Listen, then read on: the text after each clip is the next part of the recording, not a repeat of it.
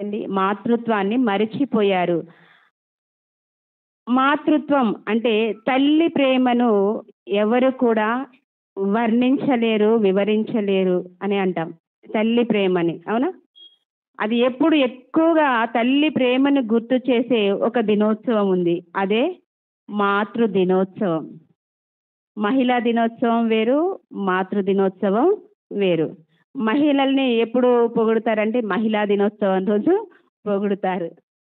అది ఈ నెలలో ఉంటుంది, మార్చి 8వ తారీఖున. అదే మాతృ దినోత్సవం ఎప్పుడు అంటే మే నెలలో 2వ ఆదివారం జరుపుకుంటారండి. మాతృ దినోత్సవం అంటే తల్లుల అమ్మ దినోత్సవం. అంటే ఒక్కరోజు అమ్మని చాలా గొప్పగా వర్ణిస్తారు. ఎక్కడ చూడండి, ఏ స్టేటస్ చూసినా, ఏ వాట్సాప్ చూసినా, ఏ ఫేస్బుక్లోనైనా, ఇన్స్టాలోనైనా తల్లి ప్రేమని గొప్పగా వర్ణిస్తూ మరి కవితలు రాస్తూ పోస్ట్ చేస్తూ ఉంటారు. ఇంట్లో తల్లిని ప్రేమించని వ్యక్తి కూడా, ఇంట్లో తల్లిని ప్రేమించని కొడుకు కూతురు కూడా ఆ రోజు స్టేటస్లో వాళ్ళ అమ్మ యొక్క గొప్పతనాన్ని తెలియజేస్తూ ఫొటోస్ ఉంటాయి కదండి, ఫొటోస్లు షేర్ చేస్తూ ఉంటారు. అంటే మాతృ ప్రేమని అలా వ్యక్తపరుస్తూ ఉంటారు. ఎప్పుడు ఒక్కరోజైనా అమ్మ ప్రేమని నువ్వు వ్యక్తపరిచేది?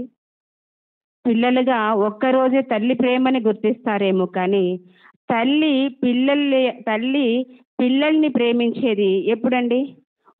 మనము తల్లి గర్భం నుంచి పుట్టినది మొదలుకొని ఆమె మరణించేంత వరకు కూడా తల్లి బిడ్డల పట్ల ప్రేమను వ్యక్తపరుస్తూనే ఉంటుంది. అవునా కదా?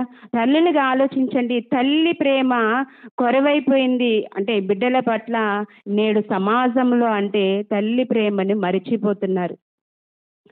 ఎందుకు మరిచిపోయారో, ఎలా మర్చిపోతున్నారో మనం ముందుకు వెళ్తూ చూసుకుందాం ప్రియులారా. అందుకే కవులు కూడా చూడండి అమ్మ ప్రేమని వర్ణించలేమంటారు. ఒక పాట, సినీ కవి ఒక పాట రాశారు కదండి, ఎవరు రాయగలరు అమ్మ అనే మాటకి కమ్మని కావ్యం. అంటే ఎవరు రాయలేరు, ఎవరు వర్ణించలేనిది, కవుల సైతం వర్ణించలేనిదే అమ్మ ప్రేమ. కవులు సైతం వర్ణించలేనిది, కవులు సైతం రాయలేనిది మాతృత్వపు ప్రేమ. అంటే మరి నేడు సమాజంలో మాతృత్వాన్ని ఎందుకు మరిచిపోతున్నారు అని మనం ఆలోచిద్దాం ప్రియులారా. ఈ మాతృత్వాన్ని మనలో పెట్టింది ఎవరు? అసలు ఈ మాతృత్వపు మాధుర్యాన్ని మనం అనుభవిస్తున్నామే, ఆ అనుభూతిని మనలో పెట్టింది ఎవరు? ఒక్కసారి మనం బైబిల్లో చూద్దాం ప్రియులారా. యెహెజ్కేలు గ్రంథం 16వ అధ్యాయం, యెహెజ్కేలు గ్రంథం 16వ అధ్యాయం 20వ వచనంలో ఒక మాటని మనం ఆలోచిద్దాం ప్రియులారా. యెహెజ్కేలు గ్రంథం 16వ అధ్యాయం 20వ వచనం. దయచేసి అందరూ కూడా బైబిల్ తీసి ఆ లేఖన భాగాన్ని ఒక్కసారి మీరందరూ కూడా చూడాలని ఆశపడుతూ, యెహెజ్కేలు గ్రంథం 16వ అధ్యాయం 20వ వచనం. మరియు నీవు నాకు కనిన కుమారులను కుమార్తెలను. చాలమ్మా, ఇక్కడ దేవుడే చెప్తున్నాడండి, నీవు నాకు కనిన కుమారులను కుమార్తెలను. మనము ఎవరి కోసం కంటున్నామంట పిల్లల్ని? అక్కడ రాయబడింది కదండి, నీవు అంటే తల్లులుగా మనకే చెప్తున్నాం. మనము దేవుని కోసం, నాకు అంటే దేవుని కోసం కనిన కుమారులను కుమార్తెలను. ఇది ఎలా ఉంచితే కీర్తన గ్రంథంలో ఇదే మాట ఉంటుంది కదండి. కీర్తన మనం అందరికీ తెలిసిన మాటే, 127వ కీర్తన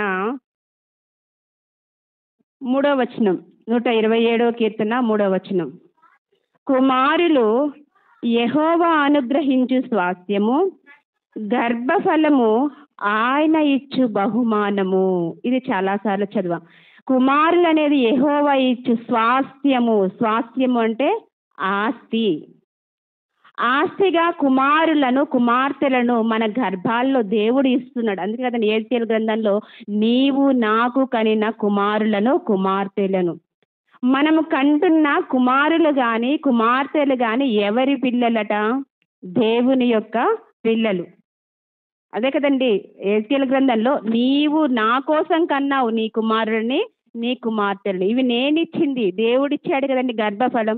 ఆ దేవుడిచ్చిన గర్భఫలం, ఆ మాతృత్వాన్ని, దేవుడిచ్చిన మాతృత్వాన్ని మనం అనుభవిస్తున్నాం.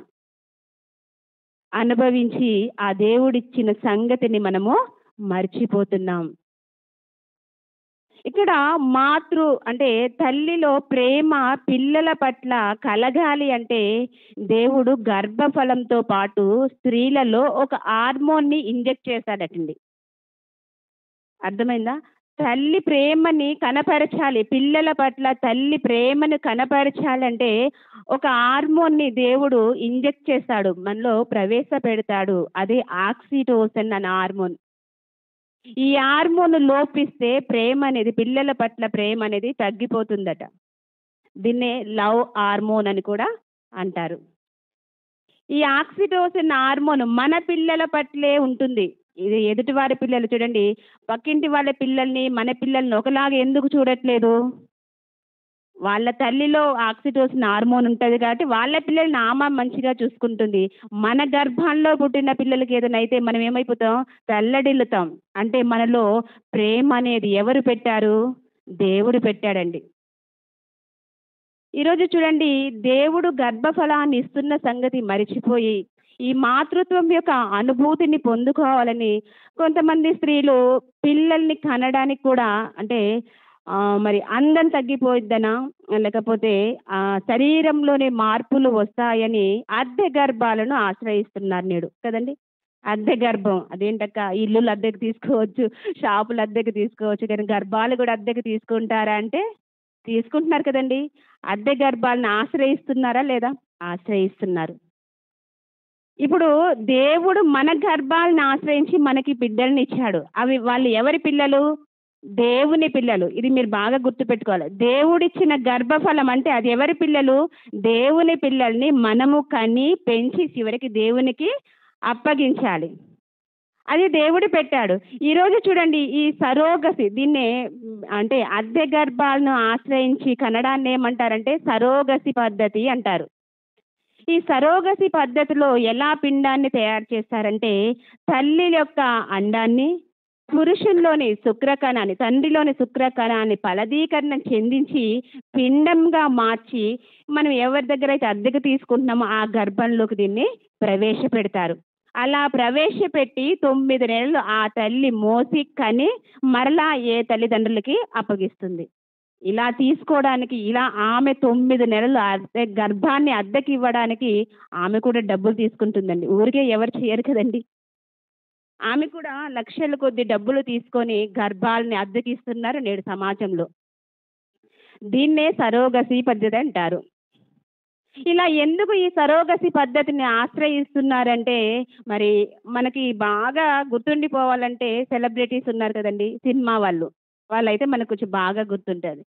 సినిమా హీరోయిన్ నయనతార మనందరికీ తెలుసు కదండి. అంటే సుపరిచితురాలు కాకపోయినా మరి సినిమాల్లో పోస్టర్లు అవి ఇవి చూస్తాం కదండి. ఆ నయనతారకి 2 ట్విన్స్ అండి, 2 కవల పిల్లలు. ఆమె కూడా ఆమె గర్భాన 9 నెలలు మోసి కనలేదు. ఆమె ఏం చేసింది? అద్దె గర్భాన్ని ఆశ్రయించి అద్దె గర్భం ద్వారా 2 పిల్లల్ని కన్నది. కారణం ఏంటి? ఆమెకి అందం మరి పాడైపోతుందనో శరీరంలోని మార్పులు వస్తాయి కదండి. తల్లులుగా ఆలోచించండి, స్త్రీలు బిడ్డల్ని కన్న తర్వాత మునుపటి అందం అనేది కానీ మునుపటి ఆకారం అనేది కానీ ఉంటుందా? ఉండదండి. అందంలో ఆకారంలో మార్పులు అనేవి వస్తాయి. మరి వాళ్ళు సినిమా వాళ్ళు కదండి, వాళ్ళు మార్పు చెందితే ఎక్కడ అవకాశాలు రావేమోని వాళ్ళు సరోగసి పద్ధతిని ఫాలో అవుతున్నారు. ఈ సరోగసి పద్ధతిని దేవుడు ఎప్పుడో ప్రవేశపెట్టాడు. అదే యెహెజ్కేలు గ్రంథంలో రాసిందండి. నీవు నాకు కనిన పిల్లలు, దేవుని కోసం మనం పిల్లల్ని కంటాన, దేవుని పిల్లల్ని మన గర్భాల్లో మోసి అయ్యో నా పిల్లలు కాదని మన ప్రేమ ఉండదేమో అని ఆక్సిటోసిన్ అనే హార్మోన్ని ప్రతి స్త్రీలోని పెట్టి ఆ ప్రేమని ఆ మాతృత్వాన్ని నేడు స్త్రీలుగా మనకిచ్చాడు దేవుడు. ఈ మాతృత్వాన్ని అనుభవిస్తూ ఈ మాతృత్వపు మాధుర్యాన్ని అనుభవిస్తున్న మనము నేడు సమాజంలో చాలా స్త్రీ అంటే ఏమంటారండి, స్త్రీ మాతృమూర్తిని చూస్తే 2 చేతులు ఎత్తి దండం పెట్టాలి అంటారు. కానీ నేడు సమాజంలో జరుగుతున్న అఘాయిత్యాలు ఆకృత్యాలను చూసి స్త్రీలో కూడా ఇలాంటి కోణం ఉంటుందా, ఇంత కఠినంగా స్త్రీలు ఉంటారా అని మనల్ని మనమే ప్రశ్నించుకునే పరిస్థితి నేడు సమాజంలో కనిపిస్తుంది. ఇంత మాధుర్యాన్ని అనుభవిస్తూ ఇంత మాతృత్వాన్ని మనలో పెట్టి చాలా మందికి మాతృత్వం అనేది చాలా అంటే పిల్లల్ని కనలేని స్త్రీలోకి ఆ మాధుర్యం అనేది తెలియదు కదండి. అనుభవించిన వాళ్ళకే ఆ మాధుర్యం తెలుస్తుంది. మాధుర్యం మన దానికి ఎగ్జాంపుల్ చెప్తానండి. 9 నెలలు గర్భంలో బిడ్డని మోసిన తర్వాత కన్న తర్వాత కనేటప్పటికీ ప్రసవ వేదనకి ఎంత బాధపడతామండి. ఎన్ని బాధలు అనుభవిస్తాం చెప్పండి. స్త్రీలుగా బిడ్డని కన్న ప్రతి తల్లికి తెలుసు ప్రసవ వేదన అంటే పునర్జన్మతో సమానం అని అంటారు కదండి. చచ్చి బ్రతికామంటాం. చచ్చి బతికిన తర్వాత బిడ్డని కని నీ పక్కన పెట్టిన తర్వాత ఆ బిడ్డని చూసి నీ వల్లరా నేను చచ్చి బతికాను అంటామా? అనమండి. ఆ బిడ్డను చూసినాక పడిన నొప్పుల బాధను అన్నిటిని కూడా మర్చిపోతాం. అదేనండి మాతృత్వం అంటే. మరిచిపోయి వాడి బోసి నవ్వులను చూసినప్పుడు మనం ఎంతో ఆనందపడిపోతాం, పొంగిపోతాం. పొంగిపోయి వాడి ముక్కు నాదే, చేతులు నాయే, ఇవి రకరకాలుగా మాట్లాడతారు కదండి. అలా మాట్లాడుతూ ఆనందపడిపోతాం. ఇంతటికి ఆనందానికి కారణం ఎవరు అంటే దేవుడండి. మరి మాతృత్వాన్ని చవి చూసిన తల్లులు బిడ్డల్ని ఎంత గొప్పగా పెంచారో మన అందరికీ తెలిసిన ఒక స్త్రీని ఈరోజు డిఫరెంట్గా ఆలోచిద్దాం ప్రియులరా. మత్తయి సువార్త మొదటి అధ్యాయంలో 21వ వచనాన్ని మనం చదువుదాం ప్రియులరా. మత్తయి సువార్త మొదటి అధ్యాయం 21వ వచనం. ఆమె ఒక కుమారుని కనును, తన ప్రజలను వారి పాపముల నుండి ఆయనే రక్షించును గనుక ఆయనకు యేసు అను పేరు పెట్టుదుము. తర్వాత ఇదిగో కన్యక గర్భవతి అయి కుమారుని కనును. ఇక్కడ ఆలోచిద్దాం పిల్లరా. ఈ కన్యక ఎవరో మీకు అందరికీ తెలుసు. ఎవరండి? అందరూ క్రైస్తవులమే కదా. ఎవరు? మరియమ్మ. మన రక్షకుడైన యేసుక్రీస్తు వారి తల్లి అయిన మరియమ్మ గారు ఇదిగో కన్యక గర్భవతి అయి కుమారుని కనును. కన్యక గర్భవతి అవుతుందని అది ప్రవచనం నెరవేర్పు కదండి. లోకరక్షకుడు యేసుక్రీస్తు వారు కన్యకకి జన్మిస్తాడు. అది పక్కన పెడితే కన్యక గర్భవతి అవుతే లోకం ఎలా చూస్తుందో ఒక్కసారి మీరు చెప్పాలి కదండి. కన్యక గర్భవతి అయితే అంటే పురుషుని ఎరగని స్త్రీ గర్భవతి అయితే ఎన్ని అవమానాలు భరిస్తుందండి. ఎన్నో అవమానాలు. అలా దారెంబట వెళ్తుంటే సూటిపోటి మాటలు అంటారు, ఎన్నో బాధలు పెడతారు, ఎంతో అవమానిస్తారు. అవునా కదా. ఆనాడు సమాజంలో మరియా అన్ని బాధలు భరించి కూడా యేసుక్రీస్తు వారిని కన్నదండి. అదే పరిస్థితి నేడు మన కళ్ళ ముందు ఉందనుకోండి. మనమే ఉన్నాం. మన కళ్ళ ముందే ఒక కన్యక గర్భవతి అని తెలిసినప్పుడు ఆమెను మనము దూషిస్తామా దూషించామా చెప్పండి. మనమే క్రైస్తవులుగా మనం కూడా ఆమెను ఏమంటాం? చులకన భావంతో చూస్తాం. ఇంకా అంటే పురుగును చూసినట్లు చూస్తారండి సమాజం. అంటే ఈమె ఎలా గర్భవతి అయింది? ఒకవేళ ఆమె కన్యక పరిశుద్ధాత్మ ప్రేరణతో గర్భవతి అయినా కూడా అమ్మో ఇది నమ్మశక్యంగా లేదు, ఎవరిని కూడకుండా ఈమె గర్భవతి అయిందా అని రకరకాలుగా సూటిపోటు మాటల చేత ఆమెను అవమానిస్తాం. అవమానించినప్పుడు ఆమె ముందు రెండు దారులు ఉంటాయండి. రెండు ఆప్షన్స్. అవమానించి బాధలు పడిన ఆమె 2 దారులు ఎన్నుకుంటారు నేడు సమాజంలో ఉంటే. ఒకటి ఆత్మహత్య అన్నా చేసుకోవాలి, లేదా ఆభాషణన్నా చేసుకోవాలి. అంతే కదండి. కన్యక గర్భవతి అయిందని తెలిసి ఆమె పురుషుని ఎరగకుండా గర్భవతి అయిందని తెలిస్తే ఇలా మాటలు పడే కంటే ఆభాషణన్నా చేయించుకోవాలి, లేకపోతే నేను చనిపోవడమే ఉత్తమమైన ఈ 2 దారులు ఏదో ఒక దారి ఎంచుకుంటారు. అవునా కదా. కానీ మరియమ్మ ఎన్ని బాధలు పడ్డా, ఎంత అవమానించినా కూడా క్రీస్తుకు జన్మనిచ్చిందండి. జన్మనిచ్చిన తర్వాత కూడా చూడండి, ఆమె తనే పెంచుకుందా, లేకపోతే వాళ్ళ అమ్మో వాళ్ళ నాయనమ్మ ఉంటారు కదండి, అమ్మమ్మలు నాయనమ్మలకి అప్పచెప్పిందా? లేదండి, తానే పెంచింది. ఈ రోజుల్లో అయితే పెళ్ళైన స్త్రీలు చూడండి, కొంతమంది చాలా చాలా చోట్ల పెళ్ళైన తర్వాత భార్యాభర్తల మధ్య గొడవలు వస్తే విడిపోయి పుట్టింటికి వెళ్ళిపోతారు స్త్రీలు. మనం స్త్రీలు కదా, స్త్రీల గురించి ఆలోచిద్దాం. పుట్టింటికి వెళ్ళిపోయిన స్త్రీ ఏం చేస్తుంది? కొంతకాలానికి పుట్టిన బిడ్డల్ని అమ్మ దగ్గర వదిలేసి ఇంకొక వివాహం చేసుకొని వెళ్ళిపోతున్న సందర్భాలను కూడా మనం చూస్తూ ఉన్నాం. అంటే ఇంకొక వివాహం చేసుకున్నాక అడ్డుగా ఉంటాదని ఆ పాపని కానీ ఆ బాబుని కానీ వాళ్ళ అమ్మకు కానీ వాళ్ళ నాయనమ్మకి కానీ ఒప్పజెప్పుతున్న సమాజం నేడు, అవునా కదా? కానీ మరియమ్మ అలా చేయలేదండి.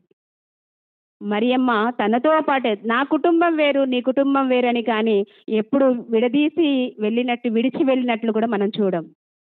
లోకరక్షకుడు కదండి, పరిశుద్ధాత్మ ప్రేరణతో పుడుతున్నాడు అని దేవుడు ప్రత్యక్షమై చెప్పినప్పుడు ఆ కుమారుని ఎన్ని అవమానాలు భరిస్తున్నాయినా గొప్పగా పెంచింది. అదేనండి మాతృత్వం అంటే. కన్న పేగు అంటారే, అదేనండి. ఆ తల్లిని గురించి ఒక స్త్రీ గొప్ప మాట చెప్పిందండి. అలా పెంచిన మరియమ్మ గురించి ఒక స్త్రీ చెప్తున్న మాటను మనం చూస్తే లూకాసు వార్త 11 అధ్యాయం 27 వచనం. లూకాసు వార్త 11 అధ్యాయం 27 వచనం. ఆయన ఈ మాటలు చెప్పుచుండగా ఆ సమూహంలోనున్న ఒక స్త్రీ ఆయనను చూసి, నిన్ను మోసిన గర్భమును నీవు కుడిచిన స్తనములను ధన్యములైనవని కేకలు వేసి చెప్పగా, ఒక స్త్రీ మరియమ్మని పొగుడుతుందండి. మరియమ్మని అదండి కదండి యేసుక్రీస్తు వారితో చెప్తున్న మాట. నీ తల్లి, నిన్ను మోసిన తల్లి అంటే యేసుక్రీస్తు వారిని ఎంత గొప్పగా పెంచింది ఆ తల్లి. అలా పెంచడానికి కారణం ఏంటండి? కారణ జన్ముడు కదండి యేసుక్రీస్తు వారు. దేవుడిచ్చిన గర్భఫలం అని మరియమ్మ నమ్మింది. నా కుమారుని ద్వారా లోక రక్షణ ఉంది అని ఆమె నమ్మింది. చిన్ననాటి నుంచే యేసుక్రీస్తు వారిని దేవునిలో పెంచిందండి. అలా పెంచబట్టే కదండి ఆ తల్లిని గూర్చి ఒక స్త్రీ మాట్లాడుతున్న మాట. నిన్ను మోసిన గర్భమును నీవు కుడిచిన స్తనములను ధన్యములు. ధన్యము అంటే గొప్పది అని అర్థం.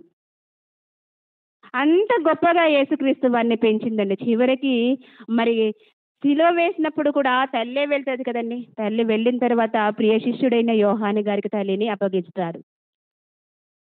అంటే మాతృత్వాన్ని దేవుడు నాకిచ్చాడు, ఆ మాతృత్వం ద్వారానే ఈ కుమారుని కన్నారు. ఇది దేవుడిచ్చిన గర్భఫలం కాబట్టి దేవునికే పెంచాలని మరియమ్మ గారు గొప్పగా యేసుక్రీస్తు వారిని పెంచారండి. అలానే పాత నిబంధనలో ఇంకొక స్త్రీ చూడండి. ఇంకొక స్త్రీని మనం చూస్తే నిర్గమకాండము 2వ అధ్యాయం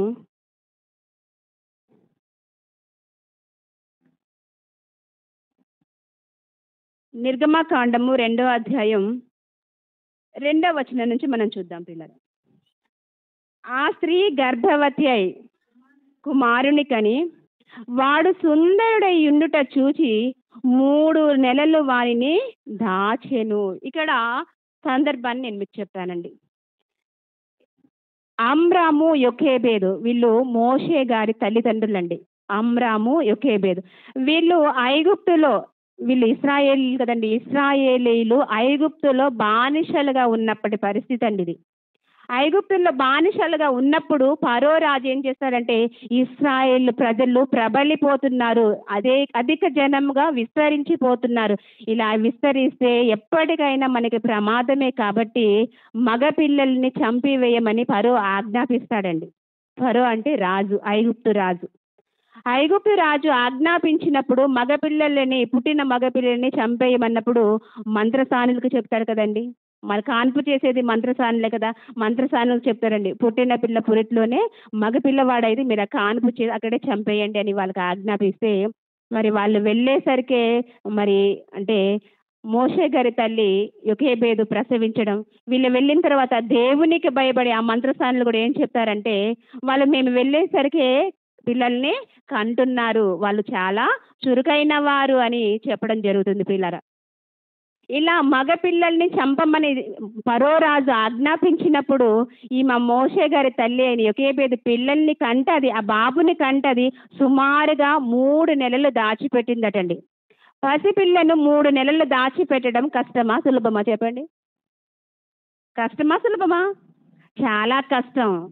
ఇప్పుడు ఈ పిల్లలు అనుకోండి, ఒరేయ్ ఏడవకురా, నీ ఏడుపు వింటే బయట సైనికులు ఉంటారు కదండి, భటులు, వాళ్ళు వింటే పట్టుకొని వెళ్తారు కాబట్టి కంట్రోల్లో ఉండమంటాం ఒక ఏజ్ పిల్లలనైతే. వాడికి ఏం తెలుసండి, పసి పిల్లవాడు ఏడుస్తాడు కదండి. అవన్నీ కూడా బయటకు వినిపించకుండా మరి ఎంత కష్టంగా తల్లి దాచిపెట్టిందండి. అది కన్న పేగు కదండి. అమ్మో నా బిడ్డని చంపేస్తారు అనే భయంతో 3 నెలలు దాచిపెట్టిందండి. ఇంకా దాచలేక ఏం చేసిందంటే ఆ బాబుని ఒక పెట్టెలో దాచిపెట్టి నదిలో విడిచిపెడతాది. అలా విడిచిపెట్టి మరలా వదిలేయలేదండి. చూడండి ఇక్కడ మీరు గుర్తించాల్సింది ఏంటంటే తల్లి ప్రేమని మనం చెప్తున్నాం. అలా దాచిపెట్టి బాక్స్‌లో పెట్టి నదిలో విడిచిపెట్టి వెళ్ళిపోలేదండి. వాళ్ళ అక్కయిన మిర్యాముని కాపలాగా ఉంచింది. ఎవరు తీసుకువెళ్తారో చూస్తూ ఉండమని. అలా వెళ్ళినప్పుడు ఫరో కుమార్తె ఆ బాబుని తీసుకోవడం. వాడు ఎలా ఉన్నాడట? వాడు ఎలా ఉన్నాడు అంటే సుందరుడై ఉండుట చూసి, అందమైన అబ్బాయటండి. అందమైన వాళ్ళు మన గర్భాన పుట్టిన పిల్లలు కాకపోయినా అందంగా ఉంటే వాడిని ఎన్నిసార్లు ముద్దు పెట్టుకుంటామో మనం కూడా. అవునా? పక్కన పిల్లవాడిని ఎత్తుకొని వచ్చిన తర్వాత వాడు చూడ్డానికి చాలా ఆకర్షణీయంగా కనిపిస్తే వాడిని ఎత్తుకోవడం, ముద్దు పెట్టుకోవడం చేస్తాం. అలాగే ఫరో కుమార్తెకి ఈ బాబు నచ్చడం, ఆమె తీసుకెళ్ళడం. మళ్ళా ఆ మిర్యాము వెళ్తదండి, ఈ బాబుని పెంచడానికి నీకు ఒక దాది కావాలా అని అడిగినప్పుడు, ఆమె తీసుకురమ్మన్నప్పుడు మరలా మోషే గారి తల్లైన యోకేబేదునే తీసుకొని వస్తుంది. అంటే చంపేస్తారు అని తెలిసినప్పుడు కూడా ఆ తల్లి తన మాతృత్వాన్ని చంపుకోలేక 3 నెలలు దాచిపెట్టి చివరికి ఆమె ఆధీనంలోనే బిడ్డ పెరిగేటట్లు చేసుకుంటూ బిడ్డని దేవుని కోసం గొప్పగా పెంచిందండి. బిడ్డని దేవుని కోసం గొప్పగా పెంచింది కాబట్టి ఇశ్రాయేలు జనాంగాన్ని ఆ ఐగుప్తు బానిసత్వం నుంచి కనానికి నడిపించాడు మోసే కదండి. నాయకుడిగా నిలబడ్డాడు ఆ తల్లి పెంచడాన్ని బట్టే. మనం మాతృత్వాన్ని అనుభవిస్తున్నాం. మనము మన గర్భాన పుట్టిన పిల్లలను ఏమంటాం, చాలా పొగుడుతూ నా బంగారమే, నా కొండ, ఇది మాట్లాడతాం కదా. అట్లా మాట్లాడుకుంటున్న మనము దేవుని కోసం పెంచుతున్నామా పెంచట్లేదని ఆలోచించాలి ప్రియులారా. కష్టకాలం మోసే గారి తల్లికి అది చాలా కష్టమైన పరిస్థితి, దాచిపెట్టలేని పరిస్థితి అండి. అయినా కూడా బిడ్డని చాలా మరి ఆమె ఆధీనంలో పెంచుకునేటట్లు చేసుకుంది. దేవుడు అలా చేశాడు కదండి. గొప్పగా పెంచిందండి, నాయకుడిని చేసింది. ఇలా మాతృత్వంలోని మాధుర్యాన్ని గుర్తెరిగి, అది మాతృత్వాన్ని నాలో దేవుడు పెట్టాడని గుర్తెరిగి ఆ దేవుని కోసం పిల్లల్నే పెంచారండి. ఒక మరియను చూసాం, ఒక యోకేబేదుని చూసాం. కానీ నేడు సమాజంలో మాతృత్వాన్ని చంపుకొని కదండి. మరి వీడియోలు చాలా తెచ్చాను కానీ ప్రొజెక్టర్ ఏం లేదు. అంటే వీడియోలలో చూడండి, మన టీవీలలో చూస్తూ ఉంటే కన్న తల్లే కసాయి తల్లిగా మారింది అని హెడ్లైన్స్ పెడతారు. ఎందుకు తల్లి నువ్వు కసాయి తల్లిగా మారావంటే కారణం పెద్ద పెద్ద కారణాలు ఏం కాదండి. చిన్న చిన్న సుఖాల కోసం కన్న బిడ్డల్నే చంపుకునే పరిస్థితి నేడు సమాజంలో కనిపిస్తుంది. 5 నెలల పసి పాపని ఒక తల్లట ఉంటది కదండి, వాటర్ సోంపు ఏది అంటారు ఇక్కడ, సంపు అంటే వాటర్ ఉంటాయి, అట్లా వెళ్తా ఉంటాయి, దాంట్లో వదిలేసిందంట. కారణం ఏంటి అంటే అక్రమ సంబంధాల కోసం. కన్న పేగే కదండి. ఈరోజు మనం వాటిని చూసినప్పుడు అయ్యో అంటాం, అవునా? వీడియోలు చూసినప్పుడు అయ్యో ఇంత కఠినంగా తల్లి ఉంటుందా అంటే మరి ఉన్నారు కదండి నేడు సమాజంలో. అక్రమ సంబంధాల కోసమో, ఆస్తుల కోసమో, అధిక విలాసాల కోసమో నేడు స్త్రీలు అలా మారిపోతున్నారు. కారణం వాళ్ళకి ఈ మాతృత్వాన్ని దేవుడు పెట్టాడన్న సంగతిని నేడు మరిచిపోయారు.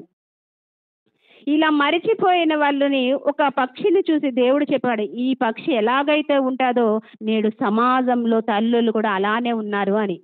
అదే మన వాక్య భాగంలో చదివాం కదండి. యోబు గ్రంథం 39వ అధ్యాయం.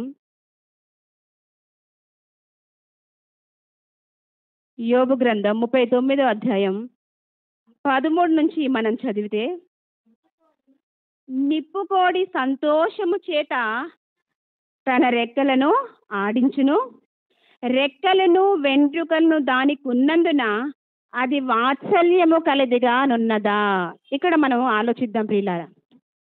నిప్పుకోడి సంతోషము చేత రెక్కలను ఆడించును, రెక్కలను వెంట్రుకలను దానికి ఉన్నందున అది వాత్సల్యము కలదిగా నున్నదా. వాత్సల్యం అంటే ప్రేమ. నిప్పుకోడి అండి, ప్రపంచంలోనే వేగంగా పరిగెత్తగల పక్షి ఏది అంటే నిప్పుకోడే. నిప్పుకోడి ఎగరలేదట. పక్షి అంటే ఎగరేది కదండి. పక్షి అనగానే మనకు గుర్తొచ్చేదేంటి? రెక్కలుండి ఎగరగలిగే వాటిని పక్షులు అంటారు. ఈ నిప్పుకోడి ఎగరలేదు కానీ వేగంగా పరిగెత్తగలదట. అలా ప్రపంచంలోనే వేగంగా పరిగెత్తగల పక్షి ఏదన్నా ఉంది అంటే అది నిప్పుకోడి. దీన్ని దేవుడు గొప్పగానే చేశాడండి. ఇది సుమారుగా 100 నుంచి 150 కేజీల బరువు ఉంటుందట. దీని బరువు సుమారుగా 100 నుంచి 150. ఇది ఎగరలేదు కానీ ఒక అడుగు మనం ఇప్పుడు అడుగేస్తే ఎంత దూరం వేస్తామండి? 1/2 మీటర్, ఒక పాదం అంత దూరం వేస్తాం కదా. కానీ ఇది ఒక అడుగు వేస్తే 3 నుంచి 5 మీటర్లంట. 5 మీటర్ల వరకు అడుగు వేయగలదట జంప్ లాగా. మనం జంప్ చేస్తే అంత దూరం వెళ్ళగలమేమో, కానీ ఆమె అడుగు వేస్తేనే 3 మీటర్ల నుంచి 5 మీటర్లు వెళ్తుంది. అంటే సుమారు గంటకి 75 కిలోమీటర్లు ప్రయాణం చేయగలదట పక్షి. అంత గొప్పగా దేవుడు దీన్ని సృజిస్తే దీనికి ఏం లేదట, వాత్సల్యము కలదిగా ఉందా అంటే దీనికి ప్రేమ ఉంటుంది అనుకుంటున్నారా అంటున్నాడు. రెక్కలు దేనికండి? ఇప్పుడు నిప్పుకోడి తన రెక్కలను ఆడించు, సంతోషము చేత రెక్కలను ఆడించును, రెక్కలను వెంట్రుకలను దానికున్నందున. అదేంటి, రెక్కలు వెంట్రుకలు ఉంటే ప్రేమ ఉందనుకోవాలా అంటున్నాడు దేవుడు. దేవుడు చెప్పిన మాటే కదండి ఇది. యోబు గారితో దేవుడు ప్రశ్నిస్తున్న ప్రశ్నలు ఇవన్నీ. వాత్సల్యం ఉంది, రెక్కలున్నాయి, వెంట్రుకలున్నాయి కాబట్టి దానికి వాత్సల్యం ప్రేమ ఉంది అని మీరు అనుకుంటున్నారేమో.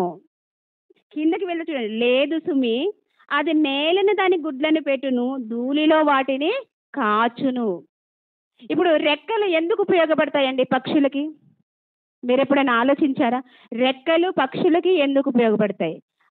మనం ఒక పక్షి మన కళ్ళ ముందే ఉంటుంది, కోడిని చూడండి, దానికి రెక్కలు ఉంటాయి కదండి. దూరంగా గద్ద ఉందనుకోండి, ఆకాశంలో గద్ద ఏం చేస్తుంది, అక్కడ నుంచి మరి చూస్తూ ఉంటుంది. ఎక్కడ కోడిపిల్ల, చిన్న పిల్లలు ఉంటాయి కదండి, వాటిని టక్కున వచ్చి పట్టుకొని వెళ్ళి, అలా చూసినప్పుడు ఈ కోడి ఏం చేస్తుంది అంటే తన రెక్కలని ఆడిస్తుంది కదండి. ఆడించిన తర్వాత రెక్కని ఇలా విప్పిన తర్వాత ఆ పిల్లలన్నీ కూడా ఎక్కడికి వచ్చేస్తాయి? ఆ రెక్కల కిందకి వచ్చేస్తాయి. అంటే కోడి రెక్కలను ఎందుకు ఉపయోగిస్తుంది? తన పిల్లల్ని రక్షించడం కోసం. అర్థమైందండి? చూడండి, అది ఎప్పుడైనా గమనించండి, అది రెక్కల్ని బాగా దులిపి ఇట్లా విప్పిన తర్వాత అసలు వీటి పిలిచినట్లే, వాటి భాషలో అది భాష కదండి, దానికి పిల్లలకి అర్థమైపోతుంది. పిలిచినట్టు చక్కగా ఒకదానెంబటి ఒకటి వచ్చేసి చక్కగా రెక్కల కిందకి చేరిపోతాయి. అలా అది రక్షణ కోసం, కోడి తన పిల్లల్ని రక్షించడం కోసం ఏం ఉపయోగిస్తుంది అంటే రెక్కలను ఉపయోగిస్తుంది. అలాగే దీనికి రెక్కలున్నాయి కాబట్టి దీని పిల్లల్ని రక్షిస్తుందని మీరు అనుకుంటున్నారేమో. లేదు సుమి అంటున్నాడు కింద. ఇంకొకటి ఏమన్నాడండి, వెంట్రుకలను. ఇప్పుడు పక్షులకి వెంట్రుకలను ఎందుకు ఇస్తాడండి దేవుడు? ఎందుకు పెట్టాడు? పక్షులు ఏం చేస్తాయి? గుడ్లు పెడతాయి కదండి. గుడ్లు పెడతాయా? మరి గుడ్లను పొదగాలంటే వాటికి ఏం కావాలి? వెచ్చదనం, వేడి కావాలి, అవునా కదా? అలా వేడి కావాలి అంటే మరి వెంట్రుకలు ఉంటే వేడి అనేది వస్తుంది. ఇప్పుడు కోడి ఉంది, గుడ్లను పెట్టినది కొంత తర్వాత పొదుగుతుంది కదా, పొదిగితే పిల్లలు వస్తాయి కదండి. ఆ పిల్లలని పొదగాలి, పిల్లలు బయటికి రావాలంటే వాటికి వెంట్రుకలు ఉండాలి. ఆ వేడికి పిల్లల్ని పొదిగితే పిల్లలు బయటికి, గుడ్లను పొదిగితే పిల్లలు బయటికి వస్తాయి. అందుకండి వాటికి రెక్కలని, వెంట్రుకల్ని దేవుడు పెట్టాడు. అలా పెట్టాను కదా. కోడి ఎలాగైతే తన పిల్లల్ని కాపాడుకుంటుందో, ఎలాగైతే తన గుడ్లని పొదిగి పిల్లల్ని చేస్తుందో, ఈ నిప్పు కోడి అలాగ చేయదటండి. కిందకి వెళ్ళే కొద్ది చూడండి, 13వ వచనం మరొక ఒకసారి చదువు. నిప్పు కోడి 14వ వచనం ప్రియులారా. లేదు సుమి, అది నేలను దాని గుడ్లను పెట్టును, ధూళిలో వాటిని కాచును, దేని పాదమైన వాటిని త్రొక్కవచ్చునని అయినను, అడవి జంతువు వాటిని చితక ద్రొక్కవచ్చునని అయినను అనుకొనకయే ఉన్నది. దానికి అసలు బెంగే లేదటండి. గుడ్లను ఎక్కడ పెడతాదట? నేల మీద పెడతాదట. మామూలుగా పక్షులు గుడ్లను ఎక్కడ పెడతాయండి? చక్కగా ఒక గూడు తయారు చేసుకొని కాకిని చూడండి, కాకి చక్కగా గూడల్లుకుంటది కదండి. పుల్లలు పుల్లలు పుల్లలు ఏరుకొని వచ్చి చక్కగా అల్లుకుంటదండి. ఒక గిజిగాడ గూడు చూసారా? గిజిగాడ గూడు అప్పుడప్పుడు కరెంటు తీగలకి, చెట్ల కొమ్మలకి వేలాడుతా ఉంటది మంచిగా. అసలు ఆ గూడుని చూసినప్పుడు ఏ ఇంజినీర్ అయినా అలా కడతాడండి ఆ గూడుని లాగా? దాన్ని మొత్తం ఇప్పేసి మళ్ళీ మనం కట్టడానికి ప్రయత్నించినా కూడా అలాగ రాదు. అవి ఎంత అందంగా గూడ్లని కట్టుకుంటాయి. ఎందుకంటే అవి పెట్టే గుడ్లని రక్షించడం కోసం. కాకి చక్కగా ఒక మరి గూడు తయారు చేసి అక్కడ గుడ్లు పెట్టి పిల్లల్ని కని, ఆ పిల్లలు దేని బారిన కింద పుట్టలో పాములు గట్లా ఉంటాయి కదండీ! ఏవి తినకుండా వాటికి రక్షణగా గూడు కడుతుంది. పైన ఎక్కడో పైన పెడుతుంది. కానీ ఈ పక్షి అలా కాదండి. ఎక్కడ పడితే అక్కడ గుడ్లని పెడుతూ వెళ్తదండి. అదే కదండీ మనం చదువుతున్నాం. అది నేలని గుడ్లను పెట్టును, ధూళిలో వాటిని కాచును. దేని పాదమైన వాటిని తొక్కవచ్చునని అయినా గాని, అడవి జంతువు వాటిని చితక త్రొక్కవచ్చుననైనా అనుకోదు. అంటే ఏదైనా తొక్కేసి అయ్యో! నేను పెట్టిన గుడ్లే అని బాధ కూడా దానికి లేదట. నెక్స్ట్ వచనం చదవండి 16 వచనం. తన పిల్లలు తనవి కానట్టు వాటి ఎడల అది కాఠిన్యము చూపును. కాఠిన్యం అంటే కఠినంగా వ్యవహరిస్తుందట. తన పిల్లల పట్ల అది ఎలా వ్యవహరిస్తుంది? కఠినంగా వ్యవహరిస్తుంది. ఇప్పుడు కోడిని చూసామండి. కోడి తన పిల్లల్ని గద్ద ఎక్కడ ఎత్తుకెళ్తుందండి, ఎంత రక్షణగా ఎంత కాపాడుతూ ఉంటది. కానీ నిప్పు కోడి అలాంటిది కాదు. దీనికి అసలు వాత్సల్యమే లేదటండి. ప్రేమే లేదట. అందుకే ఎక్కడ పడితే అక్కడ గుడ్లు అవి ఏమైపోయినా నాకు సంబంధం లేదన్నట్లు ఎక్కడ పడితే అక్కడ గుడ్లను పెట్టుకుంటూ వెళ్ళిపోతది. ఒకవేళ గుడ్లు పొదిగిన తర్వాత పిల్లలు అవుతే ఆ పిల్లల పట్ల కూడా కఠినంగా వ్యవహరిస్తుంది. నేడు సమాజంలో స్త్రీలు కూడా ఇలానే ఉన్నారండి. పిల్లల్ని కని ఆ పిల్లల పట్ల ఎంతో కఠినంగా వ్యవహరించే స్త్రీలను మనం ఎంతో మందిని చూస్తాం కదండి. పొద్దున లేసి న్యూస్ పేపర్‌లో కానివ్వండి, టీవీలలో కానివ్వండి, న్యూస్‌లలో చూస్తా ఉంటే స్త్రీలుగా ఏంటి ఇంత దిగజారిపోతున్నారా? అప్పుడు ఎక్కడో జెంట్స్ అంటే ప్రేమ లేదు అనుకుంటా. అంటే మగవారికి పిల్లల పట్ల ప్రేమ తక్కువ ఉందనుకుంటారు కదండీ. తల్లికి ఎక్కువగా ప్రేమ ఉంటుందంటారు. ఎందుకంటే పేగు బంధం అంటాం కదండీ. పేగు బంధం కాబట్టి తల్లి ఎక్కువగా పిల్లల్ని ప్రేమిస్తుంది అంటాం. మరి ఆ పేగు బంధం ఏమైపోయింది నేడు సమాజంలో? ఆ పేగు బంధాన్ని పెట్టిన దేవుడిని మరిచిపోయారు. ఆ దేవుని జ్ఞానం లోపించడం వల్లే మాతృత్వంలోని మాధుర్యాన్ని కొంతకాలం అనుభవించారు. తర్వాత అడ్డొస్తున్నారని ఆ పిల్లల్ని చిదిమేస్తున్నారండి. ఈ నిప్పుకోడి మాదిరిగానే నిప్పుకోడి ఎలాగైతే తన పిల్లలకి రక్షణగా లేదో, తను పెట్టిన గుడ్లకి రక్షణగా లేదు. ఏమైపోతే నాకేంటని పట్టించుకుని ఎంత కఠినంగా వ్యవహరిస్తుందో, నేడు సమాజంలో తల్లులుగా ఉంటున్న వారు కూడా అలానే వ్యవహరిస్తున్నారు. ఇక్కడ చూడండి 17వ వచనం చూడండి. ఇదే యోబు గ్రంథం 39 అధ్యాయం 17వ వచనంలో దేవుడు దాని కష్టము వ్యర్థమైనను దానికి చింత లేదు. దేవుడు దానిని తెలివి లేనిదిగా చేసెను. ఆయన దానికి వివేచనా శక్తిని అనుగ్రహించి ఉండలేదు. దానికి వివేచనా శక్తి లేదట, తెలివి లేదట. కానీ మనుషులుగా మనకుంది కదండి తెలివి. మనకుంది కదండి వివేచనా శక్తి. వివేచనా శక్తి ఏంటండి? మంచి ఏదో, చెడు ఏదో ఆలోచించగలిగే జ్ఞానం మనుషులుగా మనకి లేదా? ఉందండి. మనుషులుగా మనకుంది. సమాజంలో స్త్రీలు చూడండి అన్ని రంగాల్లో ముందుకెళ్తారు కదండి. అన్ని రంగాల్లో స్త్రీలు ముందుకు వెళ్తున్నారు. ఆలోచించి వివేచనా శక్తి, జ్ఞానము నాకుంది. నేను సమాజంలో నిలబడి ఏదైనా చేయగలను. వెళ్ళి సమాజంలోకి వెళ్ళిపోతున్నావే. మరి గర్భాన పుట్టిన పిల్లల్ని చంపేయమని చెప్పింది దాని జ్ఞానం. కదండి. ఆ మధ్య చూడండి మదనపల్లిలో ఒక ఇన్సిడెంట్ జరిగింది కదండి. అందరూ చాలా వరకు మరి వాక్యాల్లో కూడా చెప్పే ఉంటారు. ఒక తల్లి ఇద్దరి పిల్లలకి మూఢత్వంతో, మూఢనమ్మకాలతో ఇద్దరి పిల్లల్ని ఏం చేస్తాదండి? చంపేస్తది. మరలా ఏంటి జన్మిస్తారనో లేకపోతే మరి కారణం ఏదైనా కావచ్చు. మూఢనమ్మకం అండి. వాళ్ళు దేవుళ్ళైతారని ఒక నమ్మకం వాళ్ళకి. బాగా విద్యావంతులే. లోకల్‌లో ఎంతో చదువుని చదివిన వాళ్ళే వాళ్ళు. ప్రొఫెసర్స్‌గా ఉన్నవాళ్ళు. ముగ్గురు కూడా తల్లి, తండ్రి, ఇద్దరు పిల్లలు ఆడపిల్లలే. వాళ్ళందరూ విద్యావేత్తలే. విద్యావేత్తలైనా కానీ మరి లోక జ్ఞానం కదండీ. దేవుని జ్ఞానం అయితే ఏమన్నా ఆలోచించేవారు. లోక జ్ఞానం కదా! దేవుళ్ళైతారు అనంగానే ఆ తల్లి ఏం చేసింది? బిడ్డల్ని చంపేసిందండి. ఎన్నో చేసి ఆ బిడ్డలిద్దరు ఎంతకీ బతికి తిరిగి రావట్లేదు, తిరిగి లేస్తారనుకొని చంపేసింది. ఎంతకీ రారు కదండి. మరి ఏమైపోయింది నీ చదువు? లోకల్‌లో ఎంతో చదువు చదువుకున్నావు, ఏమైపోయింది అంటే నీకు దేవుని జ్ఞానం లేదు కాబట్టి అలా చేసావు. క్రైస్తవులుగా మనకి దేవుని జ్ఞానం ఉందా? నేర్చుకుంటున్నాం కదండి, నేర్చుకుంటున్నాం. ఎలా ఉండాలి, ఎలా ఉండకూడదని నేర్చుకుంటున్నాం. స్త్రీలుగా మనం పిల్లల పట్ల ఎలా ఉండాలి, ఈ మాతృత్వాన్ని దేవుడు మనలో పెట్టాడంటే ఆ దేవునికి మనము లెక్క అప్పగించవలసిన వారిగా ఉన్నామండి. అయ్యో నా పిల్లలు, నాకు ఇద్దరు పిల్లలండి గొప్పగా చెప్పుకుంటున్నాం కదా. రేపు దేవుడి దగ్గరికి వెళ్ళినప్పుడు ఆ ఇద్దరు బిడ్డల్ని నేను నీకు ఇచ్చాను కదా, మరి నా కోసం పెంచావని దేవుడు అడిగినప్పుడు మన సమాధానం పెంచాను దేవా అని చెప్పేదిగా ఉండాలి. ఇక్కడ చూడండి, నిప్పుకోడి ఎలాగైతే మాతృత్వాన్ని మరిచిపోయి, దానికి వాత్సల్యం లేదు, దానికి ప్రేమ లేదండి పిల్లల పట్ల. నేడు సమాజంలో తల్లులు కూడా అలానే ఉన్నారు. దాని కష్టం వ్యర్థమైన కూడా అది పట్టించుకోదటండి. కష్టం అంటే గుడ్డు పెట్టడం కష్టం కదండి. ఆ కష్టానికి కూడా ఆమె ఏం చేస్తుందట, వ్యర్థంగా నాకు ఏ బాధ లేదు అంటే చింత లేదు, దానికి అసలు బాధే లేదట. ప్రపంచంలోనే పేరెన్నిక కలిగిన పక్షిగా దేవుడు దాన్ని చేస్తే అది ఎలా ఉందండి, వాత్సల్యం లేనిదిగా ఉంది. ఒక పాము చూడండి, పాము గుడ్లు ఉంటాయి, పాము గుడ్లు పెడుతుంది కదండి.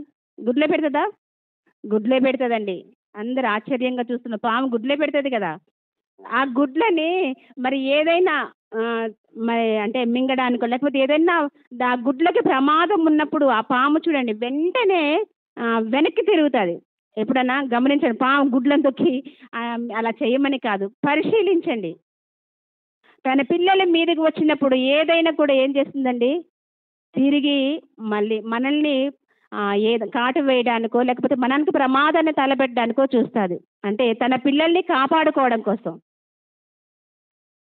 అంటే ఒక పాము తన పిల్లల జోలికి వస్తే అది మనల్ని కాటేస్తుంది. ఏదైనా పక్షి అయినా జంతువు తన పిల్లల జోలికి వస్తే అది, కోడి కూడా చూడండి, కోడి చిన్న పిల్లలకు కోడిని దాని కొద్దిగా దగ్గరికి వెళ్తుంది, నా పిల్లలకే ప్రమాదం తలపెట్టడానికి వీళ్ళు వస్తున్నారేమో అది పొడవడానికి సిద్ధంగా ఉంటుందండి.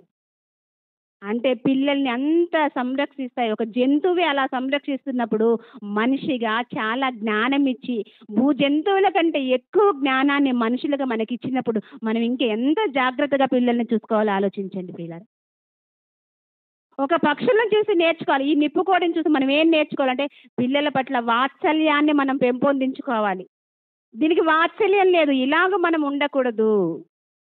అందరు నిప్పుకోడి మాదిరిగానే ఉన్నారు సమాజంలో.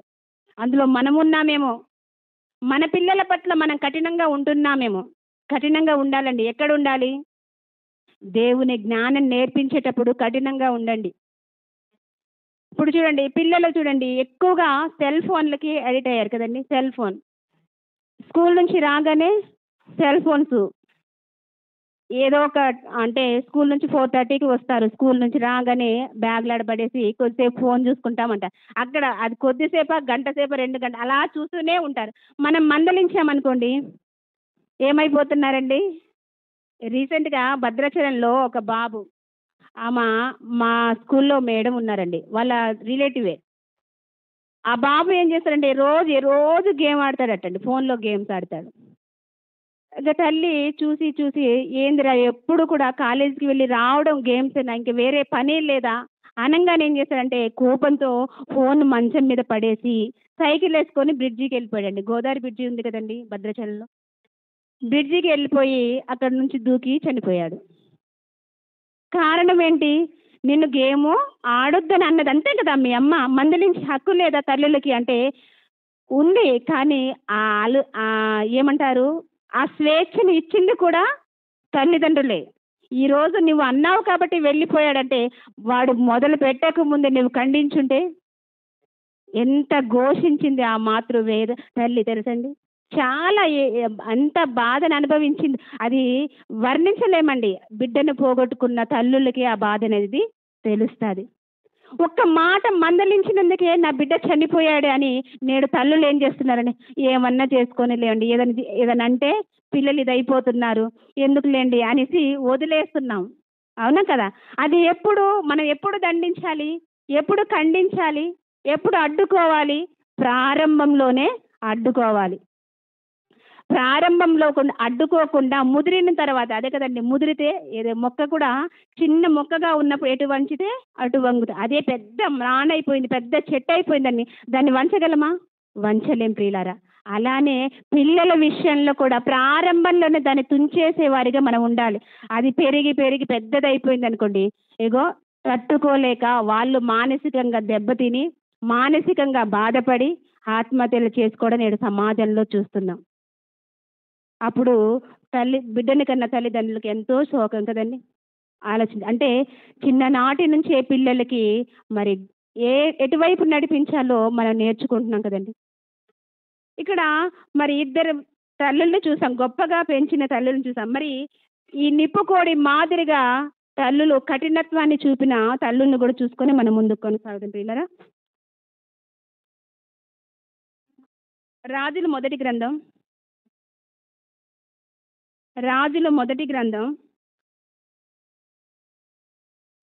3వ అధ్యాయం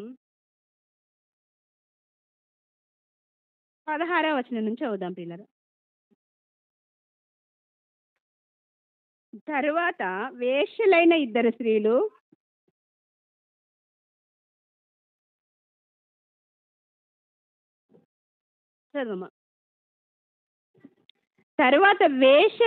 స్త్రీలు రాజు నొద్దకు వచ్చి అతని ముందర నిలిచిరి. వారిలో ఒకటి ఇట్లు మనవి చేసెను, నా ఏలినవాడా చిత్తగించుము, నేనును ఈ స్త్రీను ఒక ఇంటిలో నివసించుచున్నాము. దానితో కూడా ఇంటిలో ఉండి నేనొక పిల్లను కంటిని. నేను కనిన 3వ దినమున ఇదియో పిల్లను కనెను. మేమిద్దరమును కూడా నున్నాము. మేమిద్దరము తప్ప ఇంట్లో మరెవరునూ లేరు. అయితే రాత్రి యందు ఇది పడకలో తన పిల్ల మీద పడగా అది చచ్చెను. కాబట్టి మధ్యరాత్రి లేచి దీని దాసినైన నేను నిద్రించుచుండగా వచ్చి నా ప్రక్కలో నుండి నా బిడ్డను తీసుకుని తన కవిగిట్లో పెట్టుకొని చచ్చిన తన పిల్లను నా కవిగిట్లో ఉంచెను. ఇక్కడ ఇద్దరు స్త్రీలు కనిపిస్తున్నారు. వాళ్ళు స్త్రీలనే కంటే ఇద్దరు తల్లులే కదండి. వేసలనే కంటే ఇద్దరు కూడా తల్లులే. ఒక ఇంట్లోనే ఉన్నారట. ఒక ఆమెమో 3 రోజులు ముందు కన్నది బిడ్డని, ఒక ఆమె 3 రోజుల తర్వాత కన్నది. ఇద్దరు ఒక ఇంట్లోనే ఉన్నారు, ఒక దగ్గరే ఉంటున్నారు. అయితే మధ్యరాత్రి నిద్రలో ఒక తల్లి ఏం చేసింది, ఆ బిడ్డ మీద పడితే బిడ్డ చనిపోయింది. ఇప్పుడు బిడ్డని కన్న తల్లులు ఎలా ఉంటారండి చెప్పండి? ఎంత జాగ్రత్తగా ఉంటారు కదండి. ఇక్కడ ఈ సందర్భంలో ఒక బిడ్డ మీద పడితే, ఒక తల్లి తన బిడ్డ మీద పడితే బిడ్డ చనిపోయింది. ఇక మధ్యరాత్రి లేచిన తర్వాత ఆమెకు గుర్తొచ్చింది, అమ్మ నా బిడ్డ చనిపోయింది, ఏం చేయాలి? ఆమె కూడా 3 రోజుల క్రితమే కన్నది కదా. 3 రోజులు అంటే పెద్ద గ్యాప్ ఏమి ఉండదు కదా, సేమ్ ఉంటారు పిల్లలు.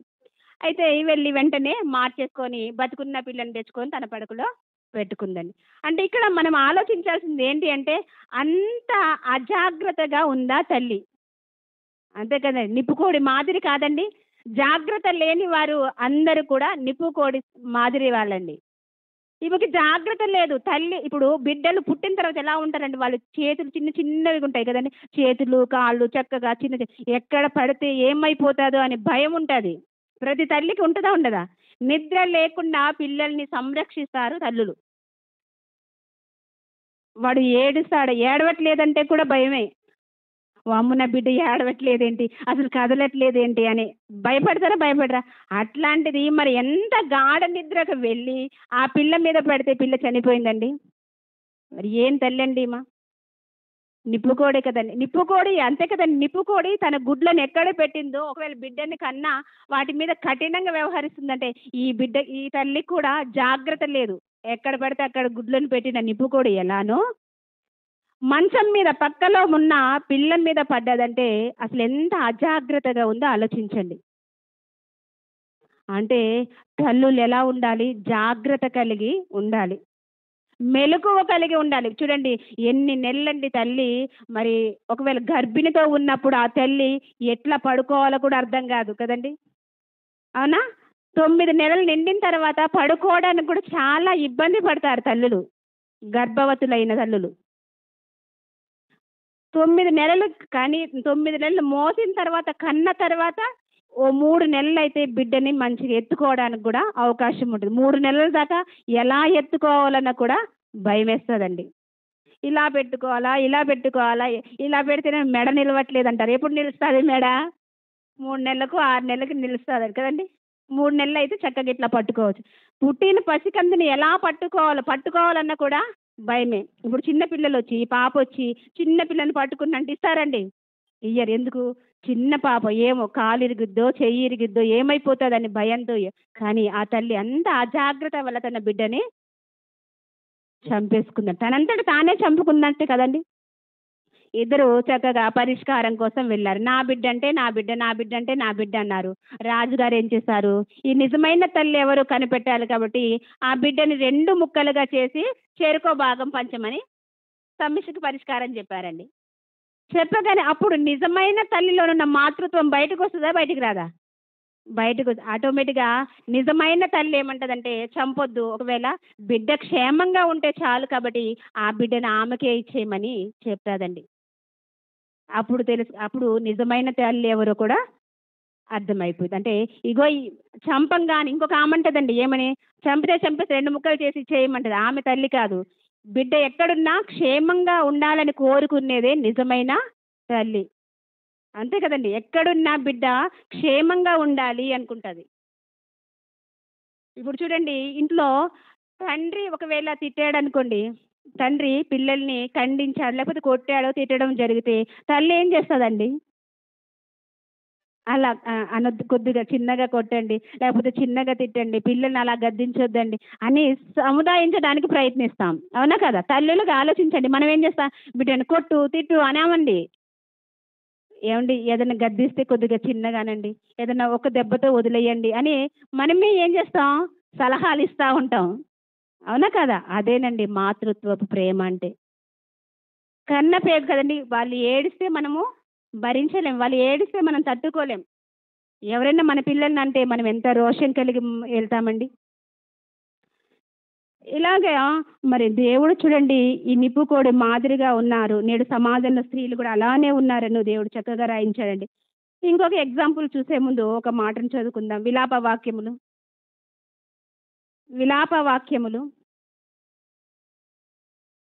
4 అధ్యాయం 10 వచనం ప్రియులారా. విలాప వాక్యములు 4 అధ్యాయం 10 వచనం. వాత్సల్యము గల స్త్రీల చేతులు తాము కనిన పిల్లలను వండుకొనెను. నా జనుల కుమారికి వచ్చిన నాశనంలో వారి బిడ్డలు వారికి ఆహారమైరి. ఇక్కడ స్త్రీలు ఎలాంటి వారో దేవుడు రాయించండి. వాత్సల్యము గల స్త్రీల చేతులు. స్త్రీలు ఎలాంటి వాళ్ళట?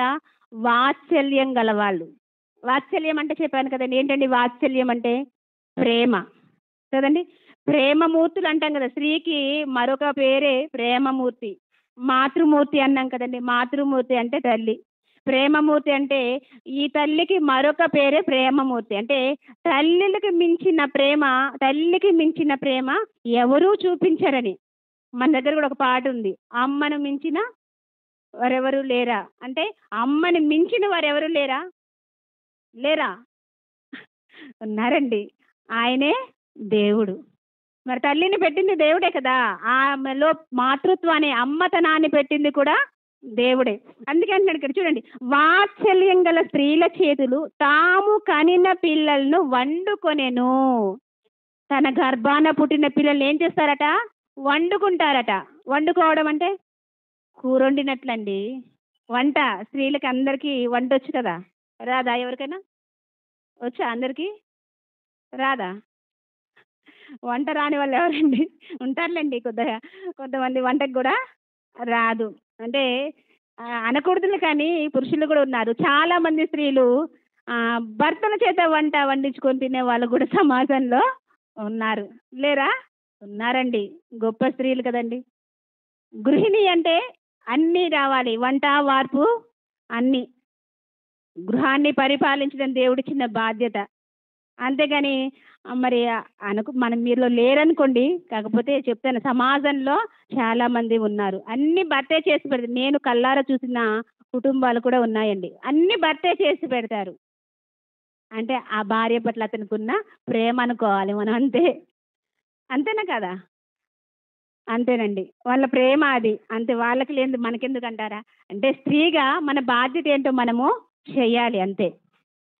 ఇక్కడ వాత్సల్యం గల స్త్రీల చేతులు తాము కనిన పిల్లల్ని వండుకుంటారట. వండుకొని తినే పరిస్థితి వచ్చిందంటే ఇక్కడ చూడండి. నా జనుల కుమారికి వచ్చిన నాశంలో వారి బిడ్డలు వారికి ఆహారమైరి. అంటే పిల్లల్ని చంపి వండుకొని ఆహారంగా, అంటే ఆహార పదార్థాలు ఎలాగైతే తింటామో అలాగే పిల్లల్ని వండుకొని తినే పరిస్థితి వస్తుంది అని చెప్పాడు. ఆ మధ్య చూడండి 2010 యుగాంతం అన్నది ఎప్పుడండి? యుగాంతం 2012. ఆ 2012కి ముందటి సంవత్సరానికి జపాన్లో అందరూ కూడా ఈ హ్యూమన్ బాడీతో సూప్ చేసుకొని తింటున్నారని మనము చూసాం వార్తల్లో. విన్నారా? విన్నామండి. అవి వీడియోలు ఏం లేవు కాబట్టి చెప్తాను. అంటే హ్యూమన్ బాడీ చిన్న పిల్లల్ని సూపులు అంటారు కదండి, ఇట్లా చక్కగా ఒక బౌల్లో చక్కగా పెట్టి వాళ్ళ చిన్న చిన్న పాదాలు, ఆ పాట ఉంటుంది మన దేవునికి భయపడని వారికి అనే పాటలో కూడా క్లిప్పింగ్స్ ఉంటాయి. అంటే చక్కగా బౌల్లో చిన్న చిన్న ఇవి చేతులు ఉంటాయి, చిన్న పిల్లల చేతులు ఎలా ఉంటాయి మెత్తగా, అలాంటి వాటిని పెట్టి సూప్ లాగా, వాళ్ళు జపాన్ వాళ్ళంటే సూపులు తాగుతారు కదండి, మనం ఏంటి అన్నం తింటాం. అలా సూప్ చేసుకొని తాగేవాళ్ళంట. దేంతో? ఇగో ఈ హ్యూమన్ బాడీ అంటే మన శరీరంతో, పిల్లలు మానవ శరీరాలతో తాగేవారట. అది న్యూస్ అండి, రియల్గా జరిగింది కూడా. ఇక్కడ అదే అంటున్నాడు కదా, వాత్సల్యం గల స్త్రీల చేతులు, ప్రేమ గల స్త్రీల చేతులు తాము కనిన పిల్లల్ని ఏం చేస్తారట? వండుకొని తింటారు. ఆహారంగా, ఆహారమైంది అంటే తింటారు అని అర్థం.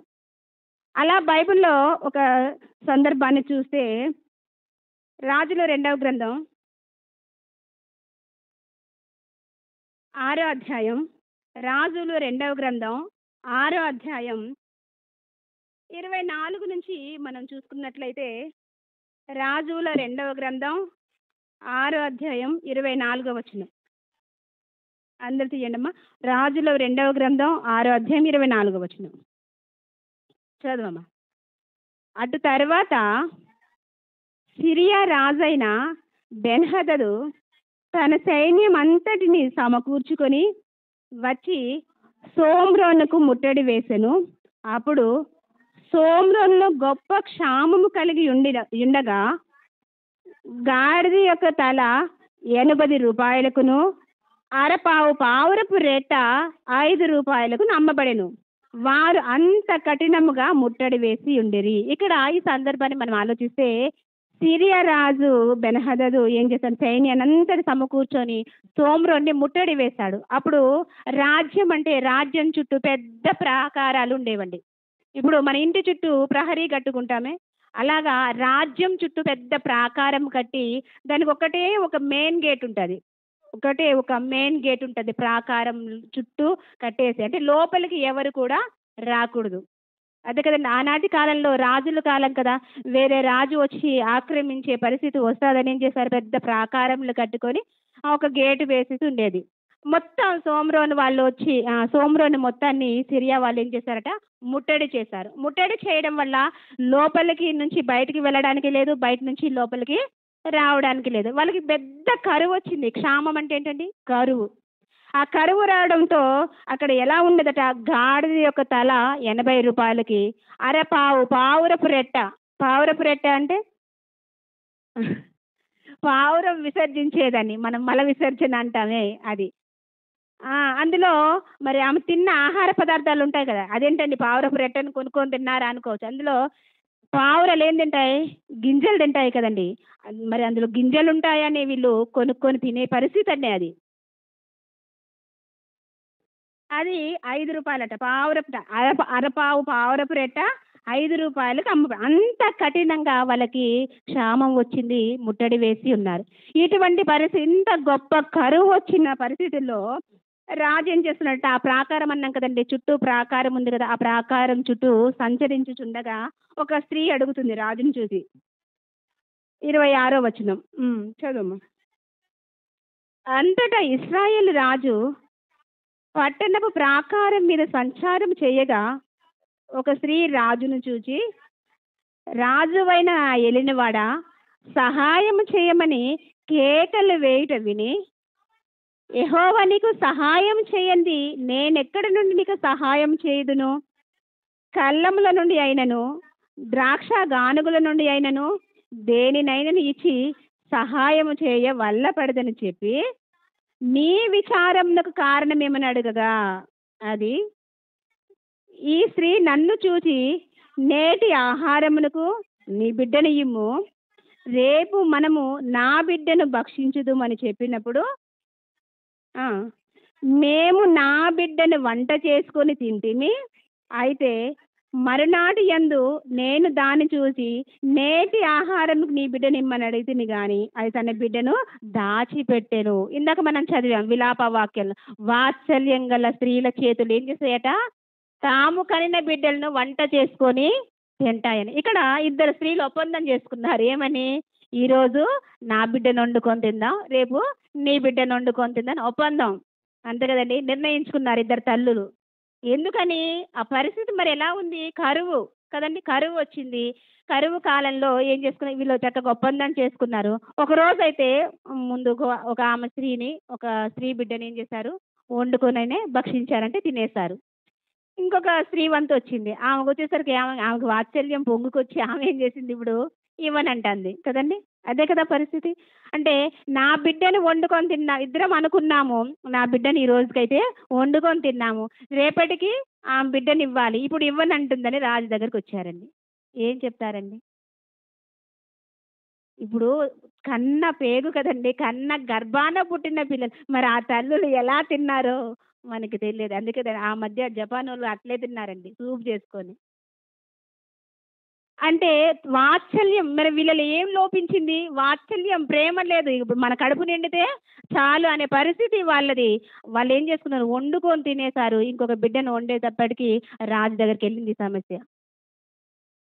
వీళ్ళని ఏమంటారు? వీళ్ళు కూడా కన్న ప్రేమను మర్చిపోయారు. అవునా కదా? మనం ఇందాక చదివాం. ఈ పాఠానికి మూలం ఏంటంటే, నిప్పు కోడి ఎలాగైతే తన పిల్లల పట్ల కఠినంగా వ్యవహరిస్తుందో నేడు సమాజంలో స్త్రీలు కూడా అంతే కఠినంగా వ్యవహరిస్తున్నారని చెప్పడానికి ఉదాహరణ అండి. వండుకొని తినడం ఏంటండి? ఏదో మన చికెన్ వండుకొని తిన్నామంటే అది మన జాతి కాదు కదా. కోడి మన జాతి కాదు. మన జాతిని మనం వండుకొని తింటున్నామంటే ఎంత దిగజారిపోయామో చూడండి. అది వాళ్ళకి శాపమండి. కరువొచ్చింది, అది శాపంగా వాళ్ళకి వాళ్ళ ఆహారాన్ని అలా వండుకొని తిన్నారు. కానీ నేడు సమాజం ఎలా ఉంది? నేడు సమాజంలో ఉంటున్న మనము ఈ ప్రేమని మనం కూడా ఏం చేస్తున్నామండి? మనం కూడా మాతృత్వాన్ని చూపకపోతే మనల్ని కూడా ఏం చేస్తాడు దేవుడు? దుష్ట మనసుకి అప్పగిస్తాడు కదండి. భ్రష్ట మనసుకి అప్పగిస్తాడు. దుష్టత్వాన్ని వైపుకి మనము కూడా మళ్ళీపోతాం. దేవుని జ్ఞానం లోపిస్తే ఆటోమేటిక్‌గా మనలో ఏం వస్తదండి? అపవాది యొక్క జ్ఞానం వచ్చేస్తది కదండి. అది వచ్చిందనుకోండి, తన, మన ఏమీ ఉండదండి. తన, మన భేదము ఏమీ ఉండదు. అందుకే ఒక మాట చూడండి, మత్తయి సువార్తలో ఒక మాటను మనం చదువుకుందాం పిల్లరా. మత్తయి సువార్త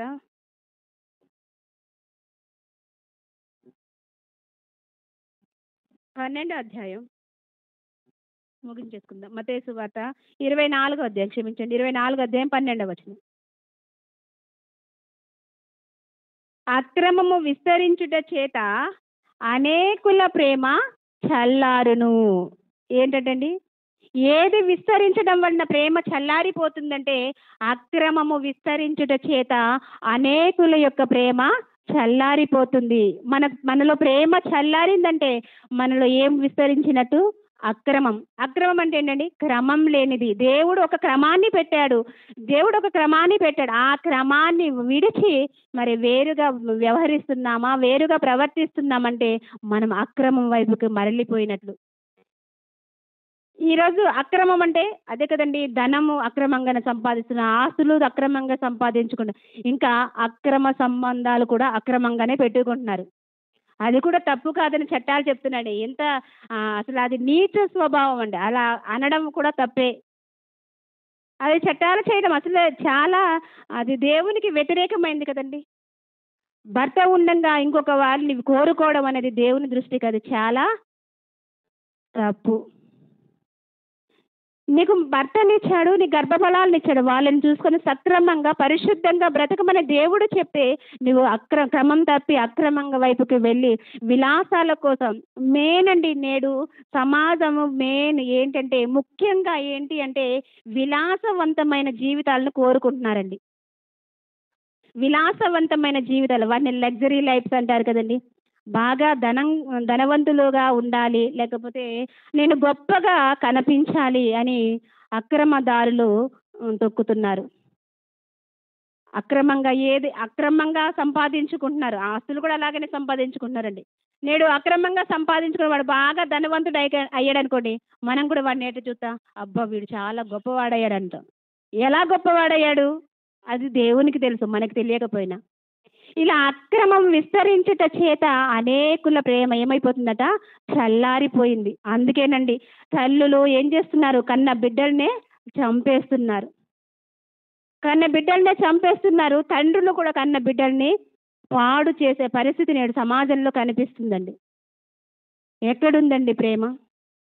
కాబట్టి దేవుని ప్రేమను తెలుసుకున్నా, ఈ మాతృత్వాన్ని దేవుడు మనలో పెట్టాడు.